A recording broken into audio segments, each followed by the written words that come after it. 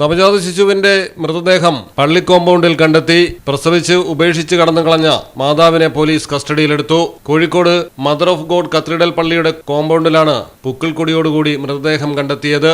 കൊഴിഞ്ഞാമ്പാറ സ്വദേശിനി 25 വയസ്സുള്ള യുവതിയുടേതാണ് കുഞ്ഞ്. പള്ളിയിൽ വെച്ച് പ്രസവിച്ച ശേഷം കുഞ്ഞിനെ ഉപേക്ഷിച്ച് കടന്നുകളയുകയായിരുന്നു. തീർത്ഥാടക സംഘത്തിനൊപ്പം വാഹനത്തിലെത്തിയ യുവതി പെട്ടെന്ന് പ്രസവവേദന ഉണ്ടായെന്നും പേടിച്ചിട്ടാണ് കുഞ്ഞിനെ പള്ളിയിൽ ഉപേക്ഷിച്ച് കടന്നതെന്നുമാണ് വെളിപ്പെടുത്തിയിരിക്കുന്നത്. പള്ളിയിലെ ജീവനക്കാരാണ് ആദ്യം മൃതദേഹം കണ്ടെത്തിയത്. പിന്നീട് ടൗൺ പോലീസിനെ വിവരമറിയിക്കുകയായിരുന്നു. Malayalam television, Kozhikode. It's diamond time now. Safa Golden Diamonds അവതരിപ്പിക്കുന്നു മിൻസ് diamond exhibition and sale.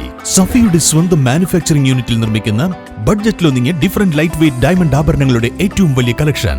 Diamond carrot വാല്യൂവിലും നേടൂ 10,000 രൂപയുടെ ഡിസ്കൗണ്ട്.